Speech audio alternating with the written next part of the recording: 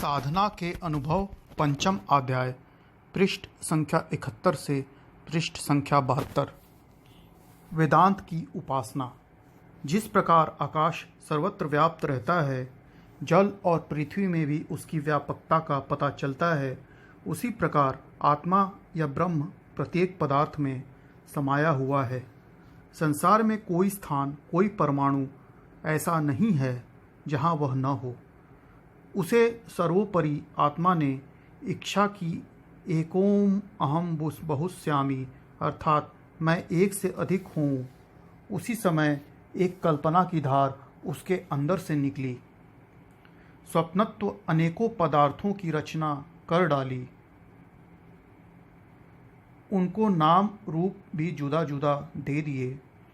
वास्तव में न कुछ था न कुछ है, मगर नाम रूप की उपाधि में बद्ध होकर भ्रमवश वह अपने को अलग समझ बैठा और जगत के दूसरे पदार्थों को अपने से भिन्न मान बैठा। इसलिए उसकी संज्ञा जीव हो गई।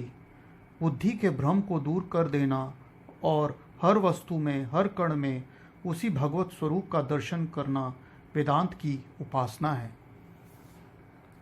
साधन। मन माया का पुतला है, कल्पना शक्ति का भंडार है। वह स्वाभाविक ही विषयों की ओर दौड़ता है। उसे दौड़ने दो, परंतु बुद्धि में यह विचार करते रहो कि जहाँ जहाँ वह जा रहा है, वहाँ सब जगह एक रस परमात्मा ही है, कोई दूसरी वस्तु ही नहीं है। मन उसी में जा रहा है, उसे ही देख रहा है, उसे ही भोग रहा है।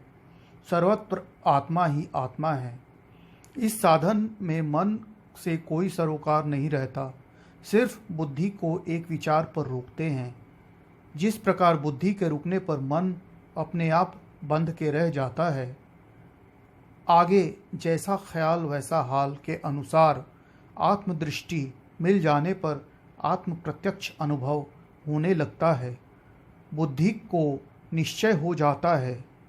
उस समय मैं और तू का भ्रम हट जाता है और जीव अल्पज्ञता त्याग अहम ब्रह्मास्मि और त्वमसि पुकारने लगता है। दोनों उपास्य उपासक मिलके एक हो जाते हैं। दुई जाती रहती है। वह कहने लगता है, जो वह है वही मैं हूँ। यही वेदांत है, यही अद्वैतवस्था है। उपासना दो से आरंभ हुई थी। भ्रम से भक्त और भगवान दो दिखाई दिए थे। यहाँ पहुँचने के न मैं रहा न तू रहा, केवल आत्मा है और कुछ नहीं। यही वेदांत की उपासना है। इसमें न जाप है न कोई दूसरी क्रिया है। माया का आवरण हटा के बुद्धि का भ्रम दूर किया जाता है। चूँकि इसमें मन बिना प्रयत्न के आत्मा की ओर खींचता और जीव परमात्मा के समीपत्व का आनंद लेता है, इसलिए यह उपासना ही कही जा सकती है। अल्पज्ञ का सर्वज्ञ से मिलाप ही उपासना है। इस प्रकार के निर्गुण पूजा को अभेद्य शक्ति या सविधि उपासना कहते हैं। उसका फल मुक्ति होता है। सगुण या साकार उपासना मुक्ति नहीं देती। वह वहाँ तक पहुँचाती है कि जिस मंडल में इसका इष्ट देवता रहता है। ऐसा प्राणी उस लोक से आगे चलने के लिए फिर इसी कर्म लोक में आता है और प्रयत्न करने पर माया के ऊंचे स्थानों में घूमता हुआ निज धाम मोक्ष में पहुँचता है।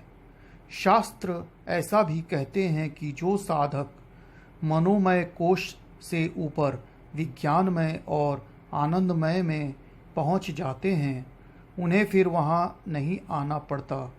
वह वहीं से उन्नति करते हुए ऊपर चले जाते हैं। मनोमय कोश तक चंद्रलोक माना है, जिसमें बुद्धि वासना रूपी बादलों से आच्छादित रहती है। आगे विज्ञानमय में उसे प्रकाश मिलता है, इसलिए इसको ब्रह्म लोक कहते हैं। भक्तों की भाषा में यही गोलोक या वृंदावन कहा जाता है, जिसमें कृष्ण गोपिकाओं के साथ हर समय विहार करते हैं। यह महाकारण स्थान है। सबसे प्रथम कारण रूप में प्रत्येक रहस्य लीला अर्थात रास लीला यहीं होती है। उसके पश्चात सूक्ष्म और स्थूल में प्रकट होती है। यहाँ तक माया का प्रभाव दूर नहीं होता। सगुण उपासक मुक्ति नहीं चाहता।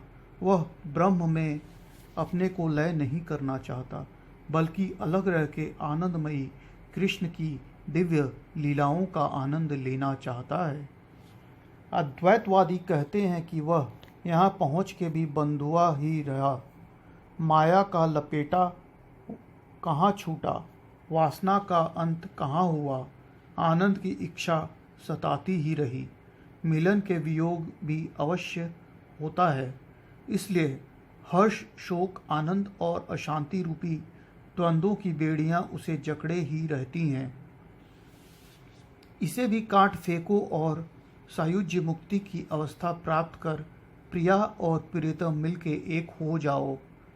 माया के चमत्कारों में मत भूलो, कैवल्य में पहुँच के अपना कल्याण करो। यह वेदांत की शिक्षा है। उदाहरण, रामायण में एक उदाहरण आया है। भगवान राम ने रावण को मार के जब विश्राम लिया, तब शिव, ब्रह्मा, इंद्र इत्यादि अनेक देवताओं उनकी विनती करने को उपस्थित हुए। उसी समय महाराज दशरथ की आत्मा भी दिव्य लोक से पधारी। शरीर के नाते राम ने और आत्मा के नाते राजा दशरथ ने विनय की। परस्पर दोनों ओर से अभिवादन हुआ। पीछे प्रसन्न हो वह अपने लोक के लौट गई। यहाँ पर श्री पार्वती जी को यह शंका हुई कि यह राम तो साक्षात ईश्वर माने जाते हैं, जो सबसे सगे, सुहृदय और उनके ऊपर कुर्बान होने वाले अपने पिता को ही मोक्ष नहीं दे सके, वह भगवान कैसे? इसका समाधान श्री गोसाई ने अपने शब्दों में इस तरह किया है।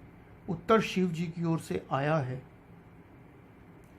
ताते उमा मोक्ष नहीं पायो, दशरथ भेद भगति मन लायो। सगुनोपासक मोक्ष न लेहि, तीनु कहूँ राम भगति निज देहि। भावार्थ, हे देवी, दशरथ जी ने भेद भक्ति की थी, इसलिए उन्हें मुक्ति नहीं मिली। सगुण उपासक मुक्ति की इच्छा नहीं रखते, इसलिए प्रभु उन्हें भक्तों की धाम में निवास देते हैं। यही भेद और अभेद भक्ति में अंतर है।